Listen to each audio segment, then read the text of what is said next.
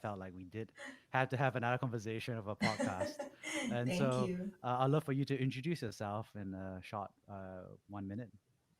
Thanks, Jeremy. Yeah, I had a really great conversation with you the last time around too, so I'm glad we were able to do this. So I'm Huiting. I am currently a partner at Altara Ventures, which is an early stage Southeast Asia fund. We invest across essentially sector agnostic Series A. Amazing.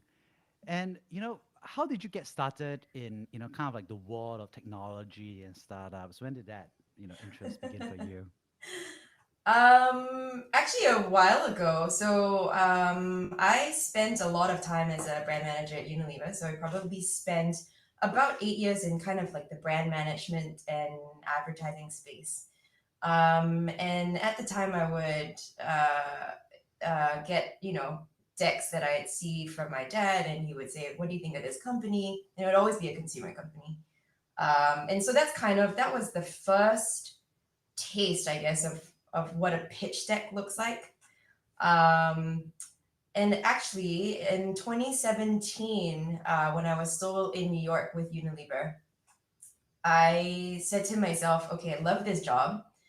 I cannot imagine a better job."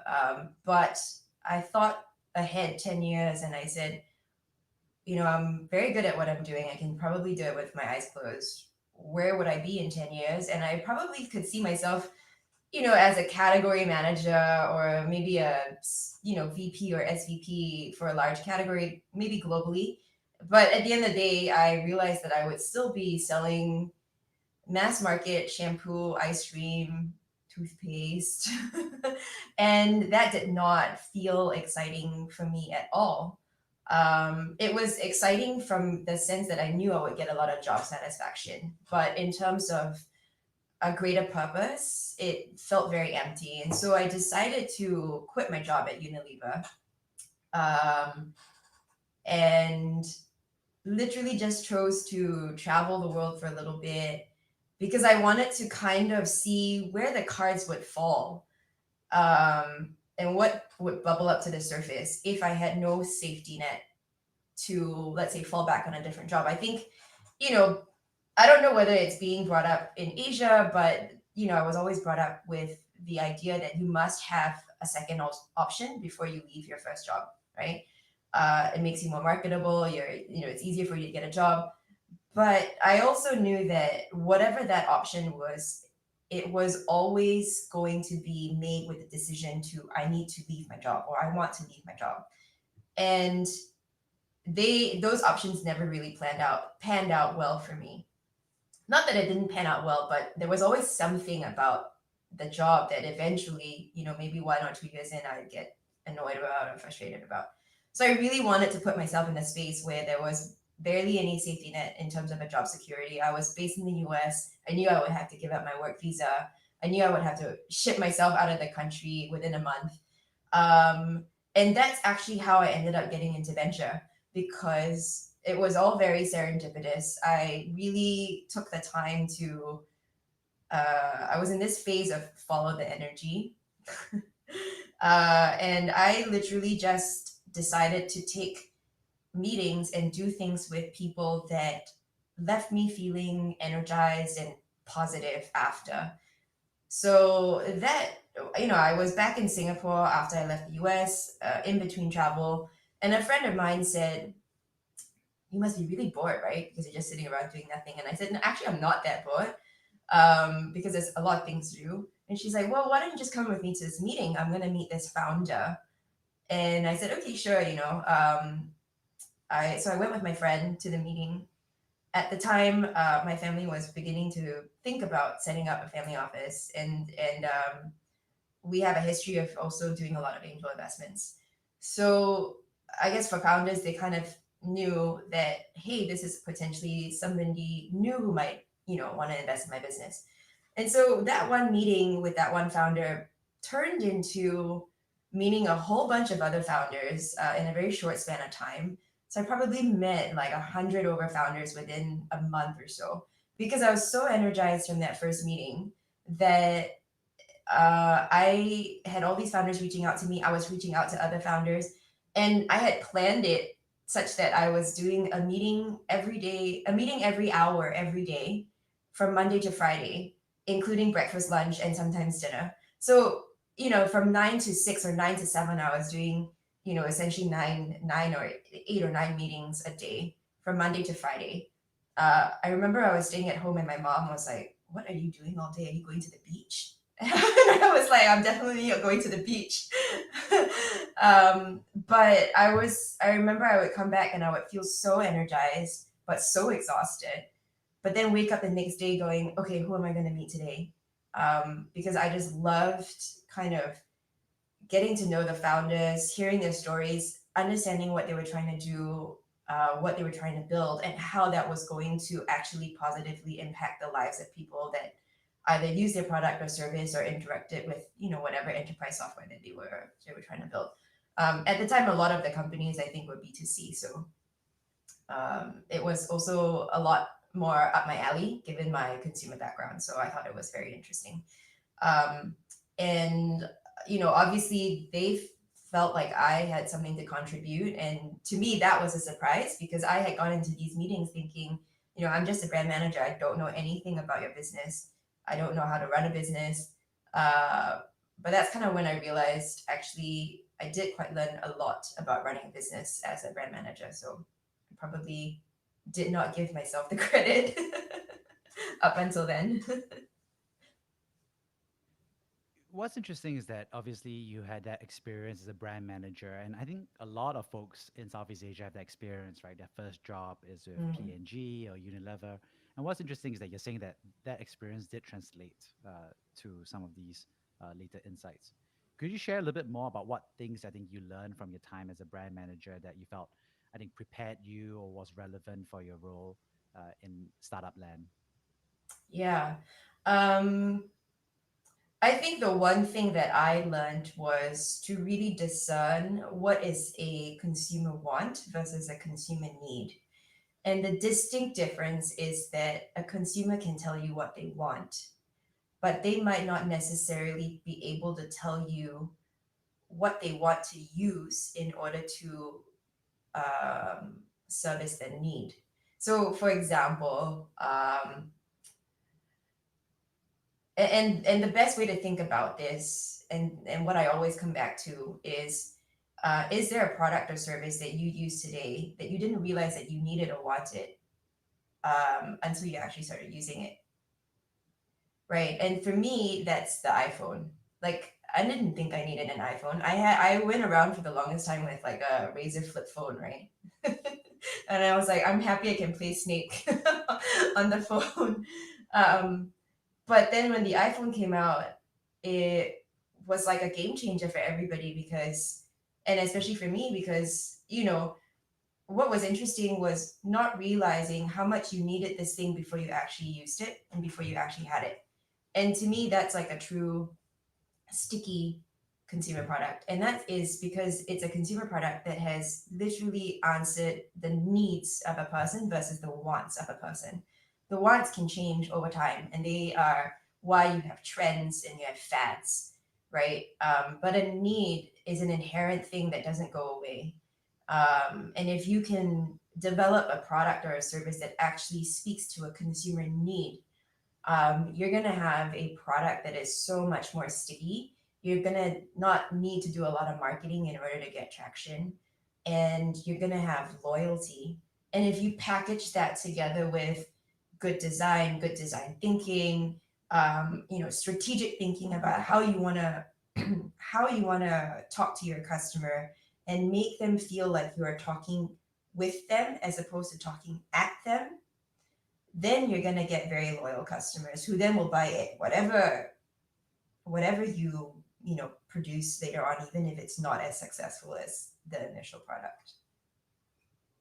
Now, this is really interesting, right? Because wants versus needs is something that we kind of know when we learn when we grow up, but I think it's very different to apply this. I think, kind of like in broader ways. Mm. Would you say that it's better to deliver what consumers want versus delivering what consumers need? I guess because it feels like it's a weird space, right? I give you an example. Would be like cigarettes are more compelling than cigarette prevention programs, right? For example, or even smoking cessation Mm. programs. So how would you think about approaching that? So I think you have to think about it from the point of view of what is the need that is being fulfilled when a consumer smokes. Because the need is not does the consumer need to smoke. The need is why is he trying to why what inherent need is he trying to fulfill when he smokes? So that's a different way of looking at it, right? And I'm not a smoker, so I can't really tell you. But let's come back to the Apple example, right? Why does anybody need so maybe at our age we don't feel a need to own an Apple product, but think back to when you were 18 or 19, and or think put yourself in the position of an 18, 19 year old today. You're getting your first paycheck and you're like, I need to buy an Apple iPhone because I want to buy an Apple iPhone. They'll say, I want to buy an Apple iPhone, but that's not a want. It's a want, but it's powered by a need, and the need is to feel accepted. It's to feel the same as their friends. It's to feel I have made it. I was able to make enough money to buy myself an Apple iPhone. And it's about self validation. It's about self esteem. It's about being seen. It's about feeling part of the group, right? And so all of those are needs. So if you can figure out what are those real, which, these are what we call insights led needs that you can identify. And it doesn't have to stick with a consumer product. It doesn't have to end with a consumer product. There's always a need that's being fulfilled, or an intrinsic, insight that's being fulfilled, even if you are delivering like a B2B enterprise SaaS product. Because at the end of the day, the there's a human on the other end that's making a decision as to whether do we, pay $5,000 annually for a subscription for the whole team to use this product, right? And so that decision maker we have to speak to his need for the product, even if it's not a consumer product. How should founders be more thoughtful about that, right? Because the truth is, so many startups we meet kind of like muddle those two parts, right? And I think the gentle way of saying is that they did not achieve product market fit, right? And Mm, therefore they failed, right? And I think that's a very common failure point for pre-seed and seed and even Series A startups, right? At some level. hmm. Yeah. So how do you coach or help founders kind of like reach that understanding, maybe from a process perspective? Um, so I have literally asked founders, why does your product need to exist? And what would your consumer use if your product did not exist today?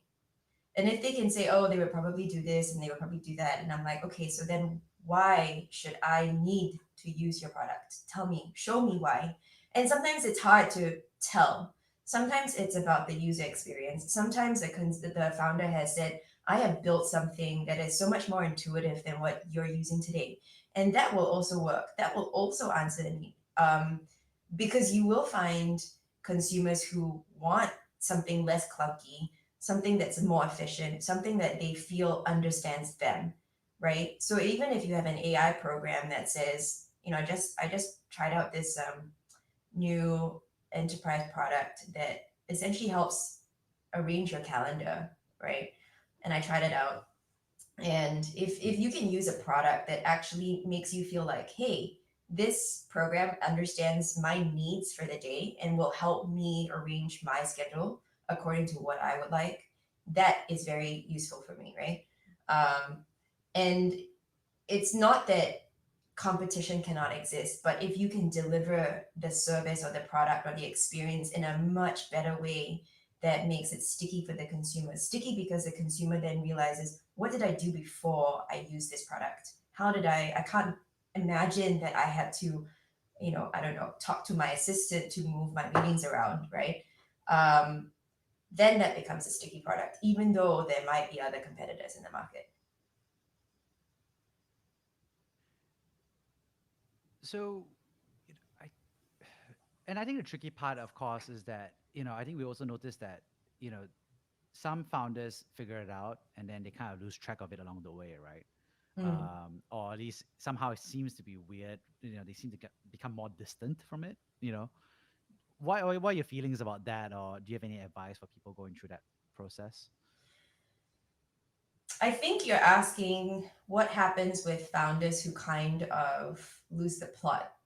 Um, and to me, sometimes that is synonymous, or maybe that goes hand in hand with founders who drink the Kool Aid too much.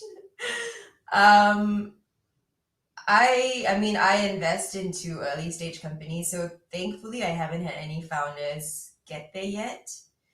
Um, so I can't speak from my own experience as to how I would have coached those founders, right? But um, I do always just come back to the five whys, and I might not necessarily have posed this to the founders specifically, but in my own head, when I think about, does this business still make sense today? Would I still invest in this business today? Why would I still invest in this business? And then it goes into the five whys of, why does the business need to exist? Should it still exist? All that kind of stuff. Um, and that's how I built my own conviction, especially when it comes to like follow-on rounds of funding. Should we still invest in this business today? Does this business still make sense? Is it still relevant? Why is it still relevant? How does it compete with the competitors? Do I still believe in the vision? Do they still believe in the vision? And I think one of the most important things that I learned is, don't just speak to the founder about their vision. One of the things that I like to do is, I would like to speak to all of their heads, as many people as possible in the team, whether it's senior or heads of department, especially because it's head of department, right? And I always ask the same question, and I usually try and see if they give me the same answer as the founder. And so I'll usually always ask, why do you think we're doing this business? What do you like about this business? Why are you involved in this business? And if everyone can give me the same answer, then I know that the entire company, by and large, is unified behind a single vision, and that they know why they're doing what they're doing, which is so important at the end of the day, because especially for founders who are running, super fast growing startups, they can't be involved in every single aspect of the business. They have to delegate, and they have to trust, their business heads to do the right thing. But you can only do the right thing if you are all aligned to the same North Star. Um, and that's where the vision for the business needs to come through. And that's why you need to have a very simple need that is being answered for why the business exists. Because then that means that everybody in the company can get behind this vision. And it's easier for everyone to understand what it is that we're trying to work towards. What's interesting is that there's different layers, right? And I think I like the phrase "drinking your own Kool-Aid," right? Which is, Yeah. yeah, and I totally get it, right? It's like what they call it, copium these days, or hopium, which is like, like you're selling to customers, and then you didn't ask the customer what they want, right? Mm. And I actually watched that recently at a dinner party, and this founder was selling, and then I asked the prospective customer, I was like, "What's your number one problem?" And the number one problem was like totally different, right, from the solution. So Yeah. it's such an awkward moment, right? Um, how do you have that conversation, I guess, with founders, or if you're like a co-founder or you're the executive team member, but like when you're in a situation where someone's drinking their own Kool-Aid, right? How do you broach that conversation? How do you approach it in a way that obviously is respectful, right, but also Mm. helps like kind of reset the conversation to like, what are the actual consumer wants, what are the Yeah. actual consumer needs, what we actually can deliver, and what we hope to deliver. Um, so there's different ways of doing it. Most of the time I try to remind myself. I try really hard not to go into operator mode, because, that's what I know, right? So I'm like, I have the solution for this. But I have to remind myself that I'm not the operator now. I'm on the other side. I'm the investor, right? And so I look at my role very much as a coach. I have to suggest, I have to encourage. And so I will usually try to say to my consumer, to the founder, um, actually don't think that that might be true. I would suggest that you know talk to your consumer, do focus group, make sure that the need that you say you are solving is an actual problem for the consumer. And what I usually say to them is just because you build it doesn't mean that they will come, right? I get that you think that your product is amazing, and it is in itself, if it is actually answering a real need, and it has to be a real need. And then I tie it back to, now you're talking to a VC. The real thing that we are concerned about is whether it's venture backable. There are lots of businesses that make money that aren't necessarily venture backable, right? Because we're obviously, venture capitalists, we're looking for a certain return on our fund, and that's that's a different story of constraints. But at the end of the day, sometimes I've had to have the conversation with the founder, decide for yourself if you want to be a venture backed business or you just want to have a nice income for yourself, because either one of those things are okay. And how you build your business will be different. What you want to do with the business will also be different, right? And I think what's interesting, of course, and we were discussing it right before the show started. Also, was I think we noticed that a lot of these categories, obviously, there are a lot more women who are the next generation of founders really today, especially across Southeast Asia, and Mm. also how we see there's a new generation of female venture capitalists in the space today as well. Mhm. And you shared about how you're very much passionate about this movement. Could you share a little bit more about your thoughts about this space? I think I'm generally very passionate about women owning their power earlier. Because it took me a very long time to find mine. And I'm still finding it. I'm definitely not, I mean, I still go through days where I feel literally like a woman in a man's world. And then why do I have to take what is given to me? Why can't I simply just take? And I think a lot of that has to do with, how we're brought up, how we're conditioned. Women, you shouldn't be too assertive, you shouldn't be too opinionated, or your opinions are too strong.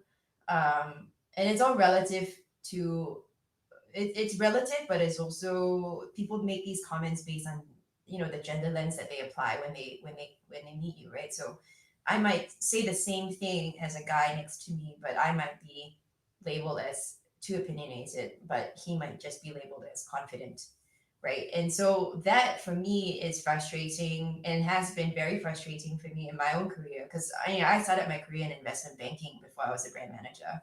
So my career has been largely, um, with the exception of my time at Unilever, very male dominated.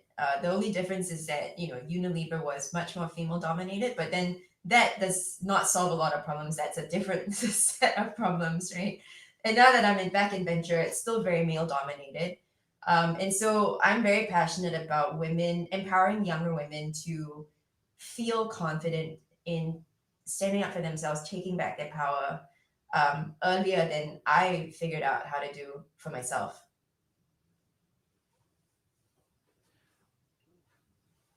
It's an interesting phrase, right? So about women taking back their power earlier. What does Sounds that scary, right? mean? Let's unpack this. What does that mean? I think I've never heard this phrase before. I think it's relatively new, even in Southeast Asia, right? So what does that mean Yeah. to you personally, and how do you see that playing out? I think taking back your power really means, first and foremost, being your own cheerleader, but having enough, I guess, self-awareness to not drink your own Kool-Aid. And it has to be done in a way that is empowering as opposed to powerful, because I make that distinction because powerful can have negative connotations, but empowering is much more positive. And we want to be doing this in a way that empowers other people, so you take your power back so that you can give that out to other people and you can empower them, right? When you're not empowered, or when you have given away your power, you stand in a position of being a victim of your circumstances, of feeling like I can't do anything to change and control the situation happening around me. And that is true to a lot of extent. You cannot control what other people do, but you can control how you view the situation. And if you are able to change your perspective, you then realize that the possibilities of your reactions to that situation, it becomes much broader than he did this or she did this, therefore I'm going to do this, right? That's a reactive, position that you're reacting from, right? Um, but if you are able to take a step back and say, okay, they did this, how am I going to respond? How do I want to view this situation? How am I going to turn this situation into something that I can work with, right? And it might not necessarily give me the best outcome right now, but it will give me a better outcome later. That's what I'm talking about by taking the power back. Because I think a lot of young women, I hear them say, this happened and therefore it made me feel this way and therefore now I do this XYZ, right? And I think that's a natural, normal human reaction. But taking your power back is going, this happened. I felt like this. I don't like it. I'm going to think of the situation from a different perspective and I'm going to do this differently. Because then that automatically opens the horizons for the possibilities of what can happen. And I think there's an element of maturity that comes into that, and an element of experience, before you can actually reach that point to think like that. It probably took me, I probably was like 37 or 36 before I reached that point. And I was like, oh my gosh, if I had known that I could change my mind like this, change my own perspective like this earlier, man, the things I could have done. I don't know what I could have done, but like I probably wouldn't have been so frustrated. What catalyzed that shift for you, right? Because you said that that was later for you, and you wish it Mm, had been earlier for other folks and even for yourself. yeah, What would you say catalyzed that shift? Was it like a book or content or people? Like, I'm so curious because I think a lot of people are looking for that catalyst, yeah. right? Or whatever that means. So, could you share? I was introduced to a program by an ex-colleague, and we used to work at Unilever together. And we were kind of like the junior brand managers in the team, and we reported directly to a brand director. And there was nobody in between us, so we were essentially acting like the brand managers. There's usually, you've got your junior brand managers, assistant brand managers, and then you've got a brand manager, and then a senior brand manager, and then a VP, and then a director. And that's kind of what was all of that was missing for us because we were a very small team, even though we were running like a 400 million, euro business, a global business, right? Um, and she and I had very different. We worked very well together. We had different approaches to work. We had different approaches to handling problems. I was very much the action oriented, let's do something. And I was the, opinionated, like, I don't like this. And she was the softer, uh, okay, but how about we do it this way?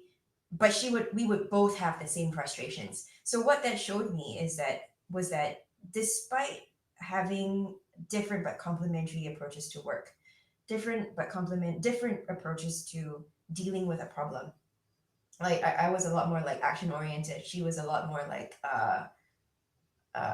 let's think about things before we take an action.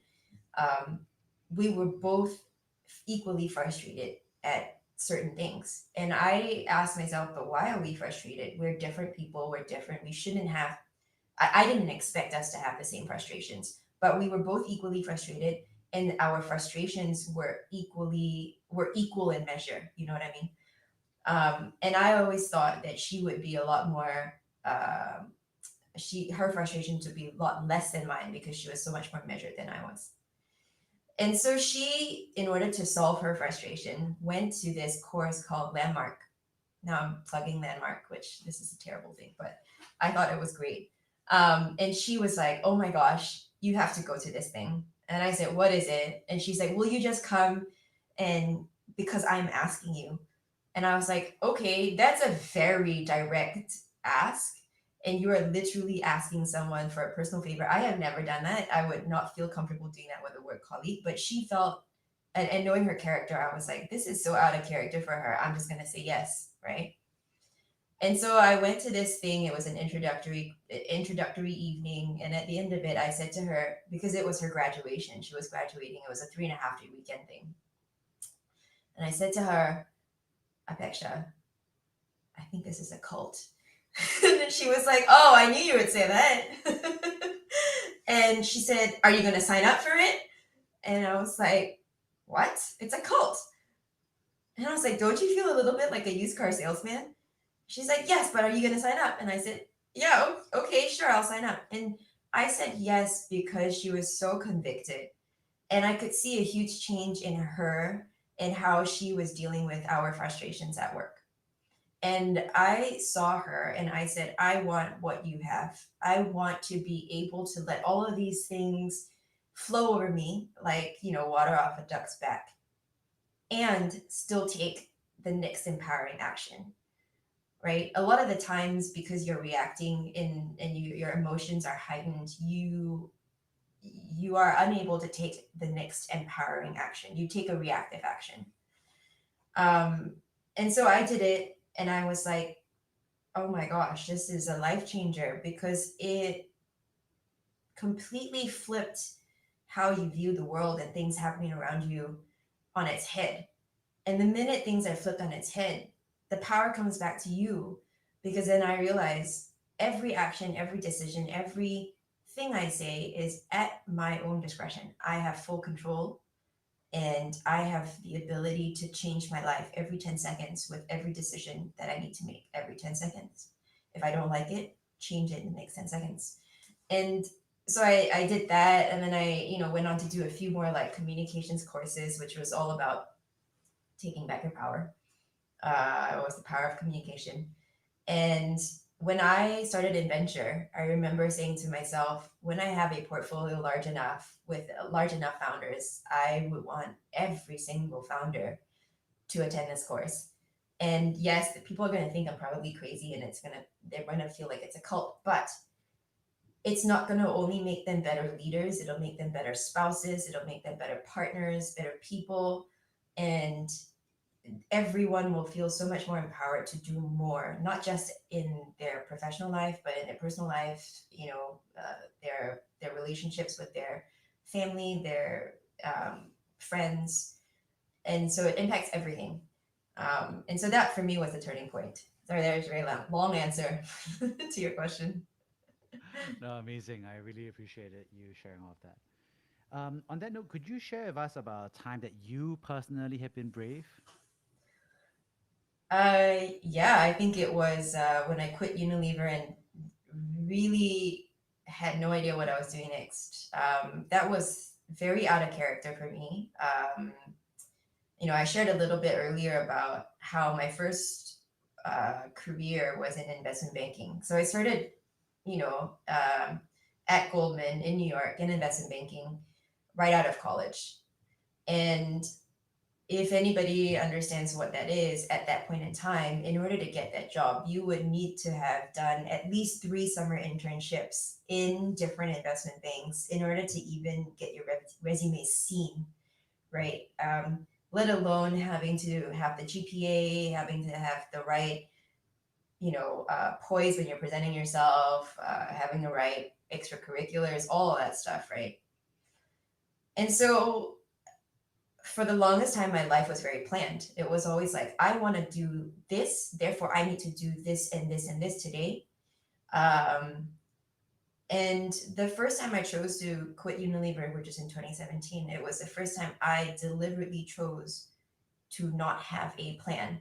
And I was 37 at the time, no, 36 at the time.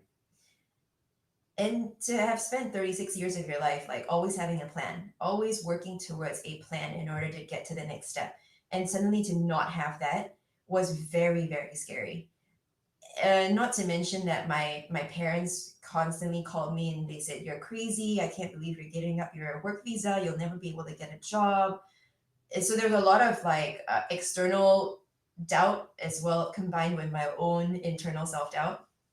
But I said, no, this feels like the right thing to do. And I cannot explain why it felt like the right thing. It just felt like a freeing thing. Um, and I just chose to literally say to my parents, hey, uh, can I come traveling with you? And that was also a very deliberate thing. I had spent most of my life outside of Singapore. Um, and so for me to say to them, I would like to spend time with you as well as your friends. Obviously, while we're traveling to places that they want to go to, was very deliberate. And they said, okay, yeah, sure. And the reason I chose to do that was primarily because I was actually very bored with talking to my friends. I was very bored with my life of, I was living in New York, wake up on Saturday, go to brunch, wake up on Sunday, go to brunch, Saturday night, go out and have a nice dinner, go to a bar. I was very, very bored. And I had different groups of friends, but we all talked about the same things. And I said, no, I need to go and talk to somebody who's actually, in my mind, boring at the time. So I said, hey, parents, can I come with you? Can I hang out with your friends? And I did that for a couple of trips. And I realized, their friends, they're not people from the same industry. Up until that point, I had all of my industry friends, all of my work friends were people from the same industry, people from the same schools, people from the same job profiles, right? Very, very similar. Their friends were very different. They had somebody who had owned a company, a very boring company, but he loved his job. They had a, plastic surgeon, very interesting character, somebody, and a bunch of other people, very eclectic, very diverse. And I asked my parents, how did you get to know these people? And they said, oh, it's friends of friends, and now we like each other. And so we travel together. The thing that stuck out for me in talking to all of their friends, or just, I didn't actually talk to them. I actually spent, you know, 2 or 3 weeks with these people, just keeping to myself, but listening to their conversations. And what I took from their conversations and what I heard was that everybody was successful, obviously, because they were able to, go on these trips on a whim. And they were very happy. They were very content with what they had achieved in their life, even though, their jobs might not necessarily have looked to me with my eyes as the ideal job or the job that would give you happiness, right? And that's when I realized there is no job that's going to give you happiness. There's no job title, there's no job specificity that's going to give you happiness. And these people are simply happy because they love what they do. For whatever reason, they just love what they do. And so that kind of made me realize that you just have to find the thing that gives you energy, the thing that gives you, that makes you happy and that makes your heart sing. It makes you want to wake up the next day to do it again, and you would do it for free. And that to me was like the biggest takeaway. And so when I started doing this, meetings with founders, I was doing it for free, right? I was giving them my advice from someone who has operated a business from a brand manager's point of view, from an insights-led point of view. They felt like I was asking them questions that nobody has asked them before, and I felt like I was adding value. And there, obviously, over the time that I spent with these founders, I came across a few companies that I wanted to angel invest in, so I did that. And so then I realized, wow, I'm doing this VC thing for free, and I'm also putting in my own money. This is a very expensive side hobby. If only somebody would pay me to do this as a job. But that's kind of when I realized, okay, this is a thing and I have to follow the energy, right? I talked about following the energy before. And so for me, that whole process of just simply trusting where the cards will fall, trust the universe, whatever you want to call it, if you're religious, God, just trust the process, let things bubble up. That was such a huge detraction from how I normally plan my life, that it required, a shit ton of courage. Can I say that on the podcast? Yeah, It's you okay, can. you can edit it out. Yeah. Awesome. That's amazing. Uh, I'd love to kind of like paraphrase the three big themes that I got from this conversation. The first, of course, is I think thank you so much for sharing about how women can take back their power earlier. I love how you talked about it from your own personal perspective and how you discovered that later in your career and how you wish that you could have discovered it earlier, but also how other folks could also discover it earlier as well. Mm, And I love how you unpacked it in terms of not just language, but also what it means in the daily habits and workforce, arrangements. mm, Um, the second, of course, is I really appreciated you talking about your prior experience as a brand manager in consumer packaged goods in terms of consumer wants and needs, and how that translates to a startup world in terms of how founders and VCs should be thoughtful about how to package, but also what to deliver in the context of, you know, does the future need this? Does the consumer want this? Right? Does the world need this? mm, And lastly, I love, I think, you sharing about your own um, experiences in preventing folks from drinking their own Kool-Aid. So, talking about how you help coach executive teams and founders go through the five whys and think through what exactly they need to do to stay in touch with their customers, and also as a result, the company's growth and future. So, thank you so much for coming on the show, Huiting. Thank you. Thank you very much for having me.